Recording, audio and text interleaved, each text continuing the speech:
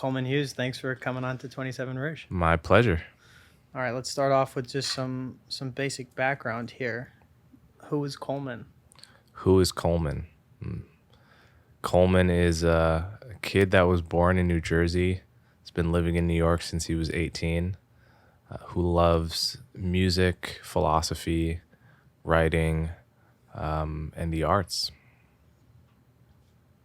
I see you dropped a rap album yesterday. I did. It's called Amor Fati, Fati, which is a Latin phrase that means love of fate. And you can listen to it in fine music distribution stores everywhere.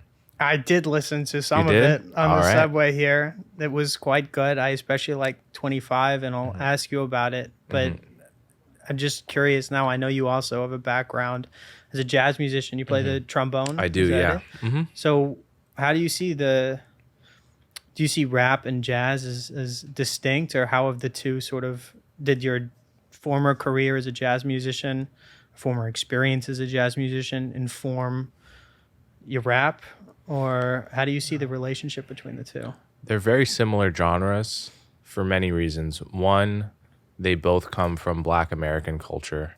They both prize improvisation, or as you would call it in rap, freestyling. But unlike European classical music and other art forms where there's no tradition of improvising, in jazz there's always been a strong, almost the point is to show your unique voice and what makes you different and improvise, do something on the spot. Hip hop took that as well from jazz. And then I think thirdly, they both were first considered gutter music, and then What is later, gutter? What does that mean? like the music of low society. Yeah. And then only later in their life became considered music, like true high art. So jazz was very much considered gutter music in the 30s and 40s, and now it's like at Lincoln Center, and you can get a degree at Juilliard in jazz, which I almost did. And same with hip hop. Obviously, it was like considered gutter music, and now you can be Kendrick Lamar and win a Pulitzer Prize. So they're very similar genres for all those reasons, and so it's pretty natural. I feel it was a pretty natural progression for me to go from jazz to hip hop, because not only are they similar in all those ways, they're actually just similar in the music itself. Like a lot of what hip hop producers sample are jazz records. So yeah, definitely a synergy and a connection between the two. The obvious difference being is that one is vocally focused, and one, you can't sing while you're playing the trombone, right? You actually can. It's called Multiphonics. What? Yeah. You look With what? You play with like half your mouth? you buzz your lips and hum your vocal cords at the same time. That's wild. And there's some That's people so are cool. I can sort of do it, but some people are really great at it and they get really funky sounds. Look it up on YouTube. Yeah. I will. Yeah. Dude, that's awesome. I played a little bit of guitar when I was a kid, not very well. But I could never sing. Not that I had any voice of which to be proud, but I could never sing and play at the same time. I couldn't multitask like that. Oh yeah, like one has to be automatic or they both have to be automatic. Yeah. Yeah, I couldn't sing and play guitar. I mean, I can barely play guitar, but I could probably sing and play piano because piano's pretty automatic. I'm not a musically gifted person. That's okay. No, it's I have such great respect for musicians. I've had some on this show, and I have friends who are musicians, just because there's a certain magic to it for me, because I know I could never do that.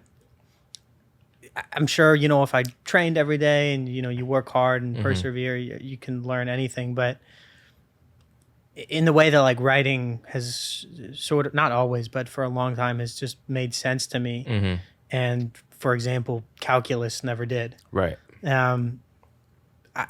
Looking at music, trying to read music, I couldn't do it. Well, everyone has their natural strengths and weaknesses. And I think people do want to say, oh, you can become good at anything if you try hard enough. And it's like, maybe, but we're all starting from such different places in terms of our natural talents that in many ways it makes sense to pursue what you are naturally good at. Like But, you should try everything. But at the end of the day, you don't want to be hammering against a closed door. Like, I don't know that I could be a visual artist. I was just always terrible at visual art. Maybe if I did my 10,000 hours, my Gladwell hours, I'd be like good, but I'm not sure I'd ever be great. Yeah. I mean, sure. I think at some point people might reach the tipping point, but first of all, like, why would you want to?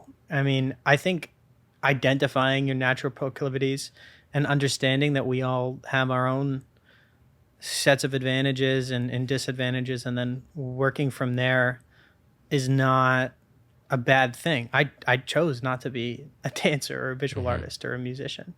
In the same way that, I have friends I have a friend doing an economics PhD right now, and another friend doing a French literature PhD. And I know, like, I wouldn't want to do that. So some people, I think, get into this thing where they're either trying to prove to others or themselves or whatever, and they lead these sort of miserable lives where they just spend tens of thousands of hours doing something that they don't really like and they don't want to be doing. I think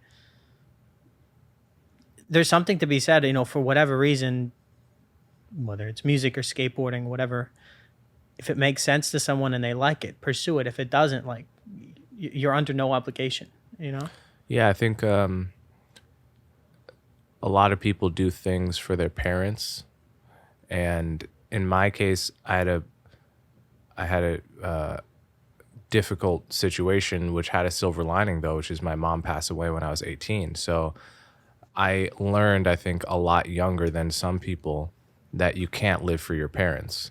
Yeah. I think there are people that into their 20s and even 30s do things because their parents expect them to. And then, either their parents die or they wake up one day realizing, shit, I've created this whole life for mom or for dad, and now they're gone and I just have to live it out. Yeah. And that's a very, I guess it's better to have that, in a way, realize that as a young person than to create a whole life and have a midlife crisis where you realize you haven't been living for yourself. It's an interesting point. I'm sorry to hear that, by the way, man. My mom passed away when I was 13. So something similar. Yeah.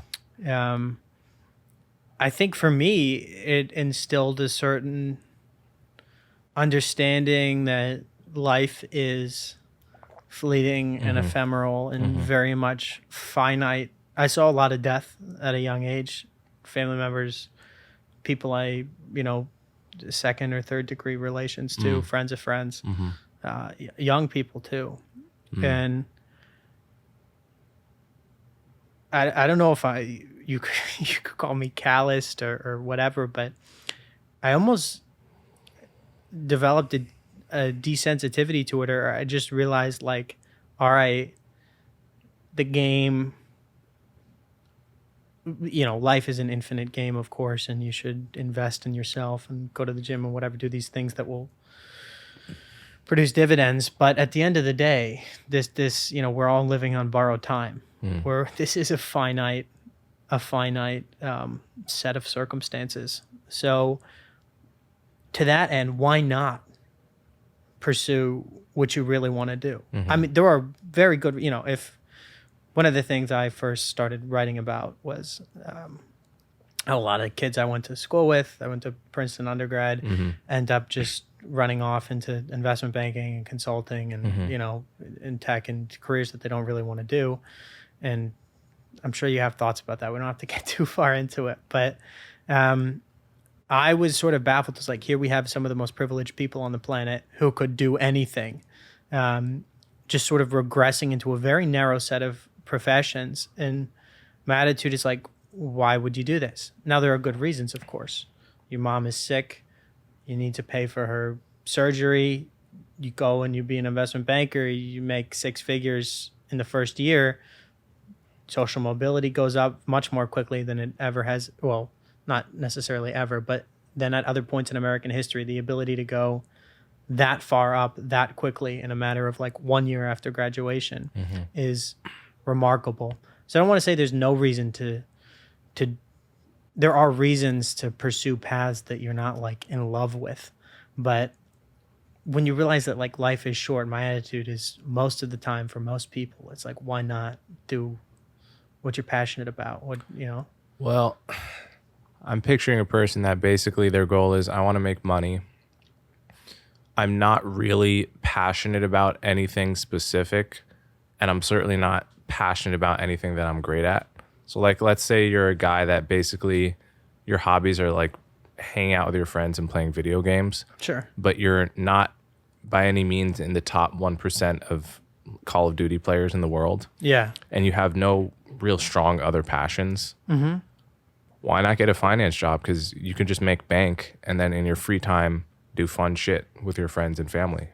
Because I think there are some people for whom work is not going to be their main source of meaning and pleasure in life. Yeah. And then there are other people like me. I've always been, since I was as young as I could remember, really passionate about doing specific things. Yeah. And I have got good enough at those things, say writing or music, that I could realistically make a career of it. But if that wasn't the case, and I know people like this, if you're just like, look, I want to make as much money in as little time as possible using skill sets that I have, and it's not my passion. And if you gave me $1 billion to retire today, I would. So I'm going to go into a high paying profession and just, go on some killer vacations in my free time. Yeah. One thing I found living in Australia was that people are very much not defined by their career over there. Not to generalize, it's a big country. Right. But I didn't know what some of my friends did for work. Like I had a vague idea, like maybe this guy works in marketing or this guy does something in front, at a desk. But it's very much not. It was not the same as it was in America, where like you're sort of in some ways defined by your career, at least certain people. So to your point, someone just gave me a book actually, or I found the book in my room. I don't remember exactly where it came from. It's called Designing Your Life. And I forget who wrote it. I forget what the background is. I don't know if they were like a UX designer, an interior designer or something, but they basically then extrapolated this into your life. And there certainly are people, as you've just alluded to, who you think about life design and they're like, okay, I want to hang out with my friends and play video games and go on vacations. What do I need in order to do that? To sustain those activities? I need bank. Right. Or get a job in finance. Right. So it's about like whole life. There are different ways of designing a life. Some people get this intrinsic value from work, and some people get their meaning and whatever from other stuff. I found that in Australia, people just work is work and life is life. Right. I don't live that That's way, interesting. but some people do. Well, America is it's a special kind of country in that almost everyone who is here, for the most part, people's ancestors at some point came here to make a career. That's pretty much why. I mean, I guess obviously the Pilgrims came for religious reasons, and the slaves were taken here. Yeah.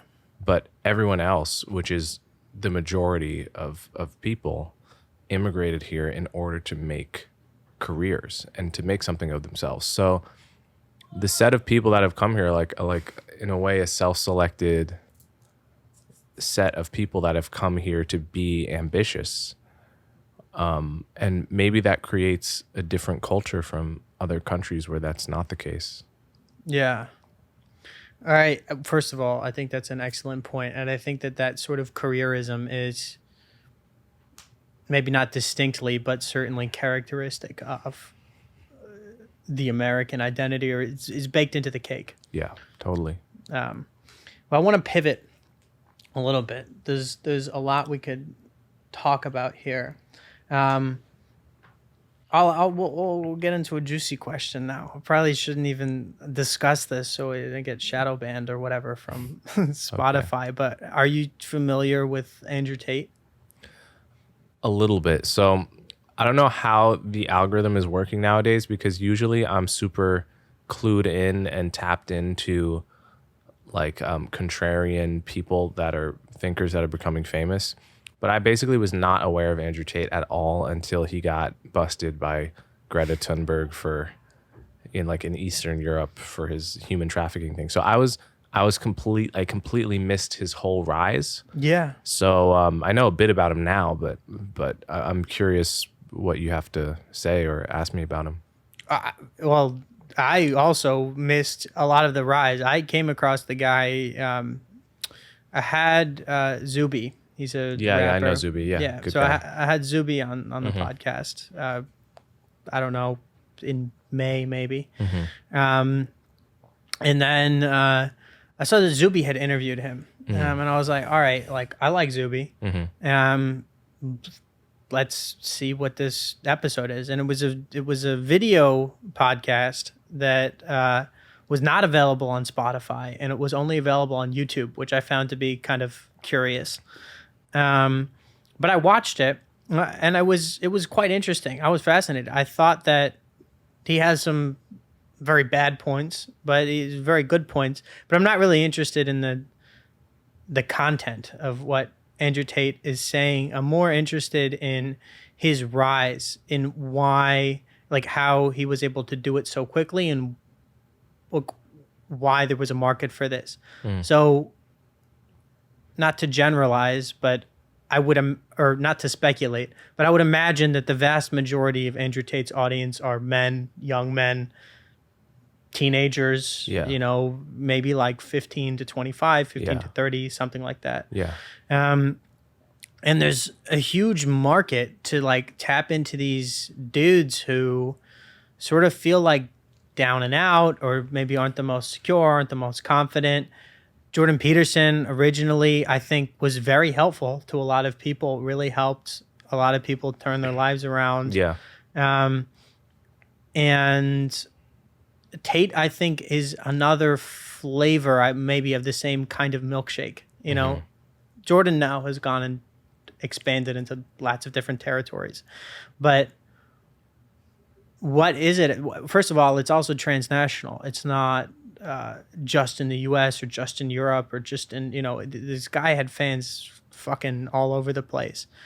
What is it about the condition of, in your opinion, Coleman, of 15 to 25-year-old men that why are they perhaps, obviously they're impressionable, but why are they like this target audience that maybe Tate was able to tap into?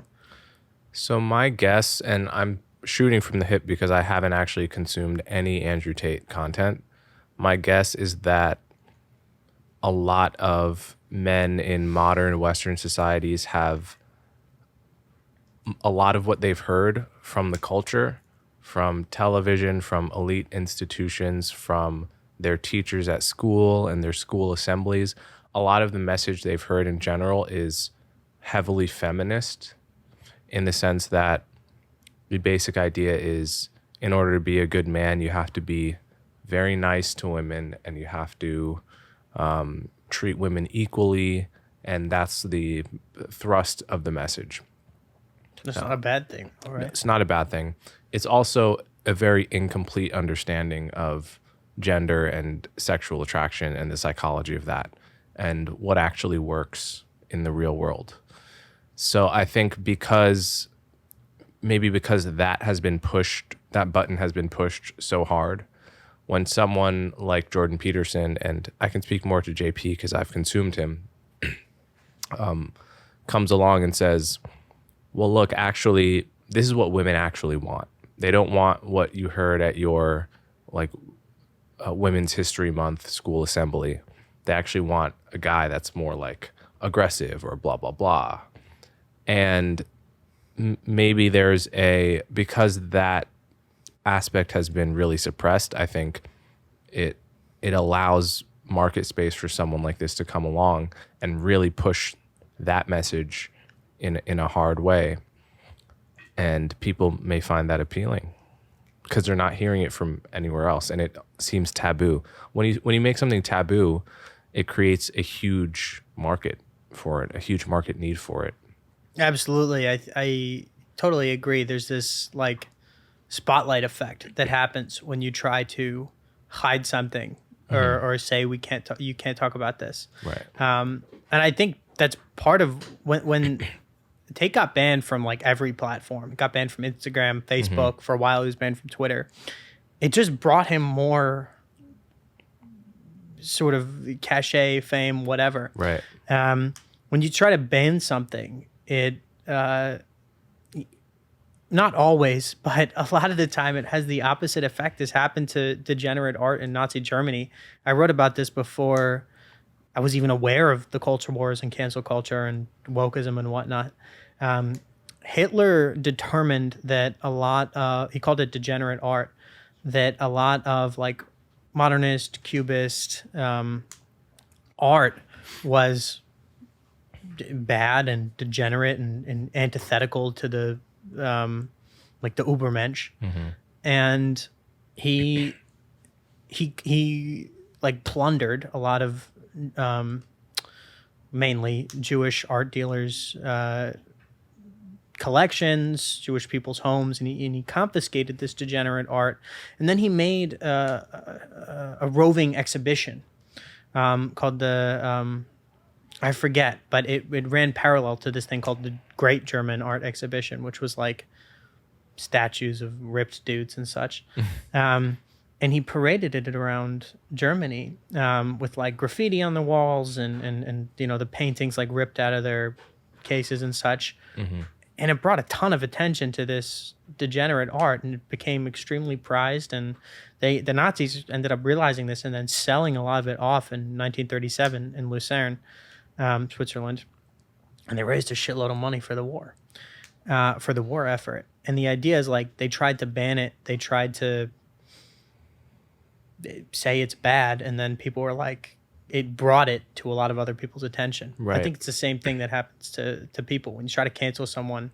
Sometimes it has the opposite effect. There's a phrase for that. They call it the Streisand effect, because there was as in Barbara Streisand. As in Barbara Streisand, yeah, because there was a famous example where Barbara Streisand, someone took a picture of her house or something, the actual house she lived in, and publicized it, and she tried to get that censored. She tried to sue the person or somehow eliminate, that. But her effort to get rid of it made it actually more publicized.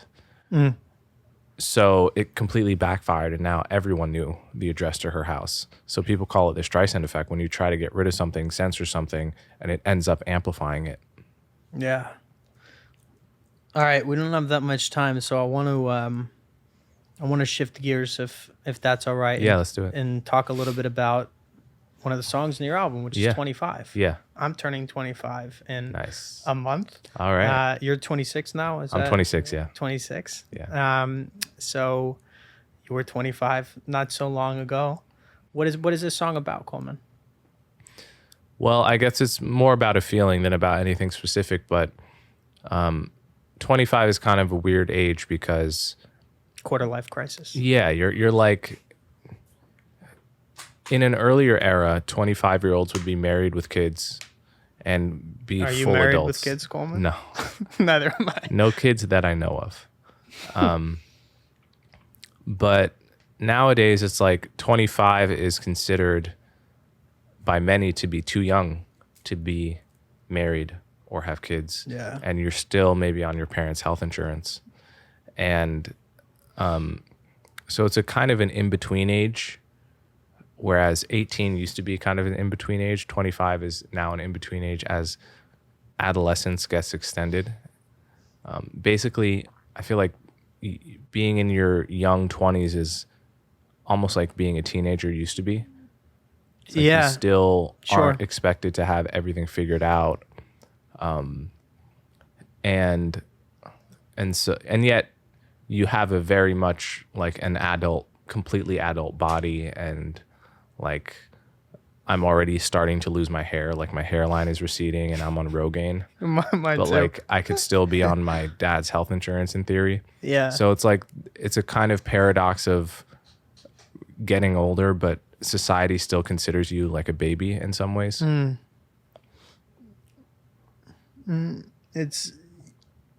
there's a certain elongation of adolescence for better or for worse.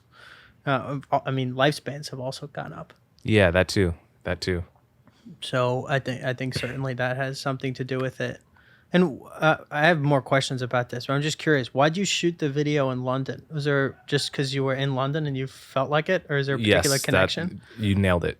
It was a thing to do. You were there. I was in London already, and at the last minute I was like, "Wait, we should shoot some stuff." Yeah, let's. And then we ended up shooting a whole video. It was not planned at all. I just happened to be in London. I was in London this summer quite a bit, and I went in thinking I really wouldn't like it. Mm-hmm. Still a bit upset about that's Andrew just screaming in the next room. Is that Andrew Schultz screaming next door? I probably, yes.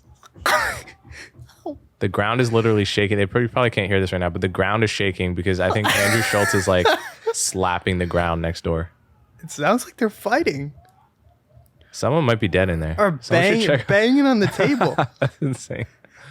It's, if it wasn't him, I might be upset about it, but I can't get mad at Andrew Schultz. No, I happen to be a fan. Yeah. So,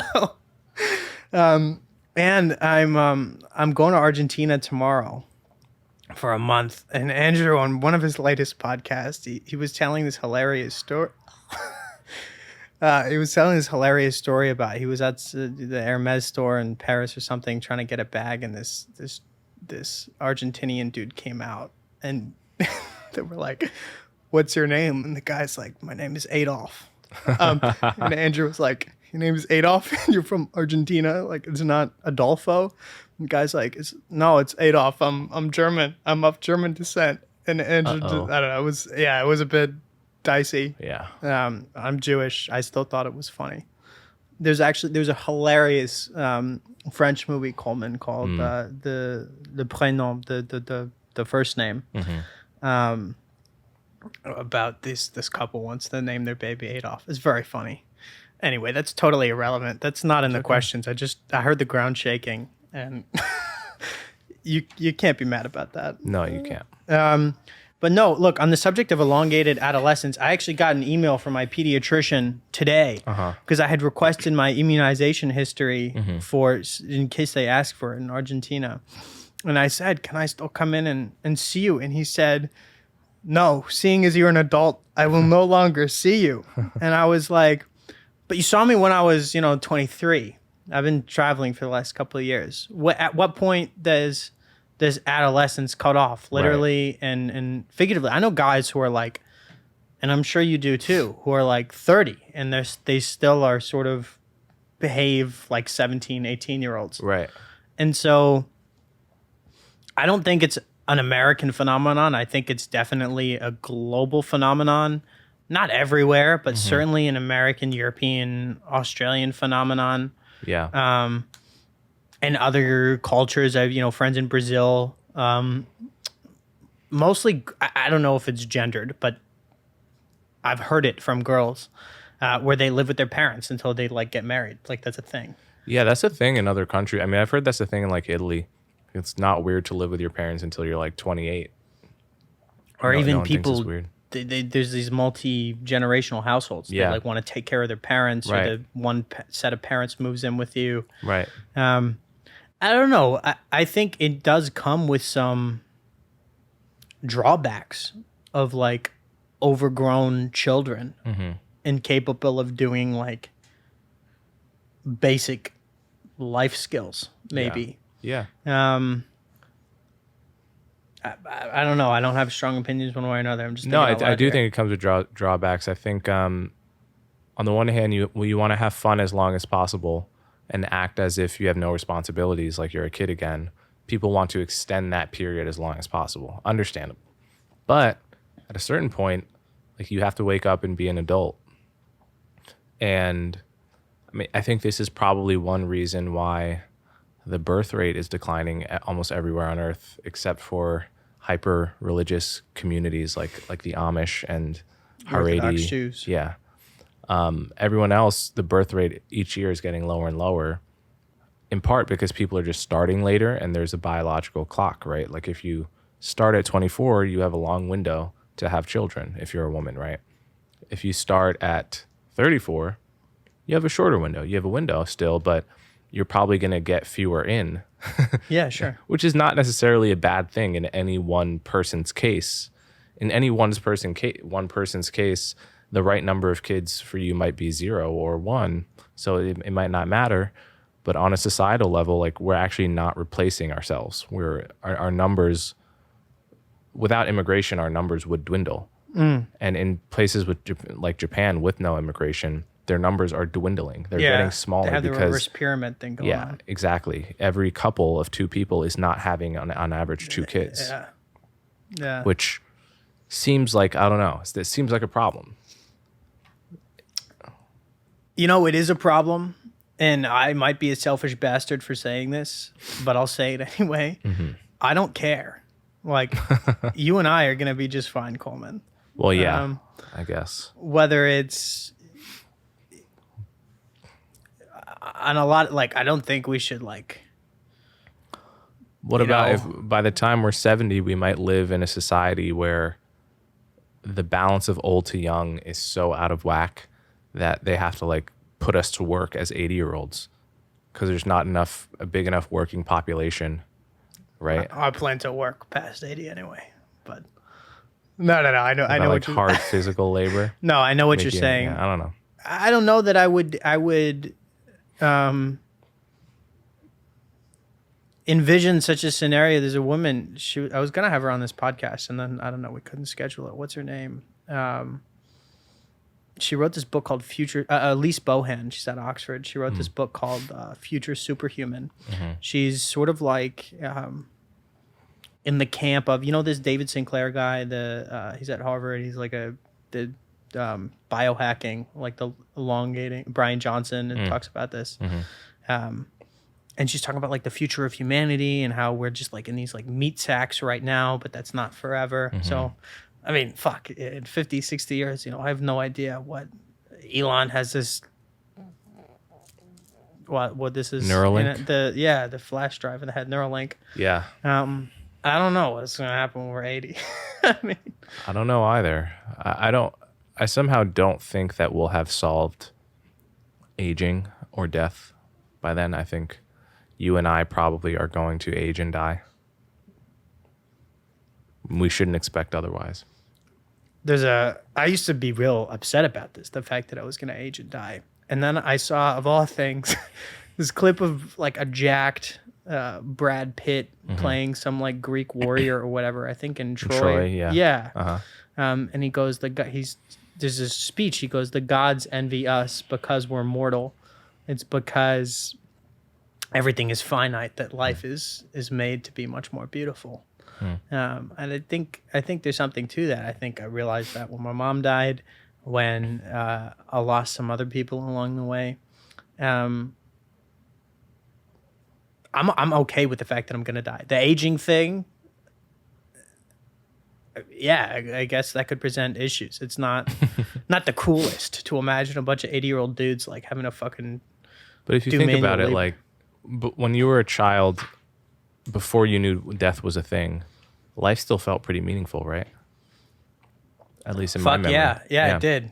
Right? So is it that the finiteness of life gives it meaning, or is it that we learn life is finite and find a way to continue having meaning? Because that's what people do. They find ways to be happy despite reality, you know? Well, that's in your domain, brother. You studied philosophy. No, but it's like, look, if tomorrow the New York Times headline dropped, they said, figured it out, no more death, immortality for everyone, I think we'd adjust. Like, we'd find ways to still make life meaningful in the new reality of immortality. I would agree. Yeah. I would agree. Humans are remarkable at adapting to new situations. Yeah, they are. You know, they really are. That's an excellent point. I think we would find ways to make it work, make it meaningful, and to make it make sense. Yeah. Because there's no alternative. That's what we do. Yeah, that is what we do. and it can go in very nasty and evil directions sometimes. Bad stuff is happening, and I don't know whether it's the Holocaust or whatever, and then people are just, Hannah Arendt called it the banality of evil. We adapt to like some pretty shite circumstances. Yep, and even in retrospect, make those meaningful, right? Absolutely. Yeah. We are resilient motherfuckers. Yes, we are. We really are. All right, I have a few more here. In the last few minutes, this one relates to artist versus culture warrior. So, to be frank, Coleman, I've grown somewhat apathetic. I've been at this less time than you, but even in my year having worked at Quillette, having gone to a lot of these events and cocktail parties and whatever, and met a lot of people in and around some of what some people would call the IDW circles. Yeah. I've grown. I've developed a certain kind of apathy, and maybe that's, I don't know if it's right or wrong. It's just what's happened. So I don't care to like be fighting in the same way that, there's no need to name names, but in the same way that some people are like actively participating in activism, I just don't care. I travel all the time. I live in hostels and sleep on couches and floors and all kinds of random places, and I meet really awesome people from all over the world. And a lot of them just don't know or care about some of the issues that if you lived on Twitter would just be front and center every day. Yeah. And so my question to you has to do, and so my answer to this dilemma is I've decided to pursue maybe a career as an artist over a journalist. You know what I mean? Yeah. Like art for the sake of art, not art underpinned by a political driver. Right. So my question to you is about artist versus culture warrior. Do you see your career in music as a podcaster in some degree, but mostly in music, as a distinct silo, or how do you approach that dichotomy? Or maybe you don't see a dichotomy between artist journalist, artist culture warrior. Do you understand sort of what I'm getting at here? Yeah, I guess I've never really viewed myself as a culture warrior. So like, what's the difference between someone with an opinion that's currently controversial and a culture warrior? It's hard to say, right? Because if you have an opinion that happens to be controversial at the moment and a part of the culture wars, then expressing yourself is going to come across as you're a culture warrior. Although I've never really seen myself that way. And like you, in my art, I generally value art before politics, not art because of politics. Just, creating great art for its own sake is my goal, no doubt. And there is a toxic, exhausting quality to culture wars, like all wars. It brings out the worst in people on all sides. So it can very quickly get exhausting to participate in that if you are kind of a normal, well-adjusted person that wants to be happy, as opposed to someone that is sort of broken inside and therefore constantly looking for a battle. So at the end of the day, I want to strike some balance where if I have an opinion that I think matters to me and happens to be controversial, I can express it. I can wade into it if I feel that I have something of value to say, to contribute to a culture war topic. But I never want to feel like a warrior in the sense that my identity is caught up in me being on one side of this grand conflict in my head and needing to participate in every battle because I wouldn't know who I was if I didn't. As you say, this whole quote unquote culture war is playing itself out on like Twitter, where 80% of Americans aren't even on Twitter and don't even get started about the whole world. And most people on Twitter aren't even really looking at the tweets. It's really a battle between like 2% of Yeah. people and That's- another 2% of people. And if they just shut off their laptops, threw away their phones, and went outside and like talked to someone, they'd realize, oh my God, like no one else is thinking about the stuff that I'm obsessing over all day. And Yeah. and there is like a certain type of person that actually does not realize that Twitter is not real life. Like they I'm talk well to everyone. aware. Yeah, right. I'm sure you've met these people if you've been at the cocktail parties that I have. Yeah, so it's like they're like clueless people that will like go up to a person on the subway and be like, oh, like have you been paying attention to this Brett Weinstein ivermectin? And they're like, what? Yeah. They're like, no, nobody knows what that is. Yeah. Man. Like you're just online. You're too online. Yeah. So I definitely don't like the quality of being too online. That's something that is to me can be a red flag about someone if they're too online. Yeah. On the other hand, some interesting things happen online, and it's worth keeping a lookout out of the corner of your eye. Absolutely. Look, I don't have a perfect answer to this. It's something I Yeah. struggle with, my online presence. Yeah. I recently a couple months ago, deleted all the apps from my phone. So I would just use Instagram, for example, on my computer. Yeah. But yeah, I think interesting things do happen online. You see interesting things. Maybe you can meet interesting people. But to your point earlier, I've met people with hundreds of thousands, millions of followers who in person are just like terrific weirdos. Like they're just like not socially adept. Oh yeah, for sure. It's not always a bad thing, like, but it sort of was rather surprising to me the first time it happened, and then it happens again and again, and you're like, oh, maybe there's something of a pattern here. Right. No, it's not real life at all. No. And people aren't who they seem to be online quite often. Yeah. All right, we have like 2 minutes. So cool. Just quick list here. Favorite films of Coleman Hughes? Let's see. Favorite films, I would say Interstellar. Great film. Little Miss Sunshine. Django. That's a good list to start. Favorite fiction books? I don't really read fiction books. Really? No. Do you have a favorite childhood book? I liked Of Mice and Men. It affected me quite deeply, at the time. Cool. Well, Coleman Hughes, thanks so much for coming on the show. Yeah, thanks for having me, Scott. Yeah, no worries, man.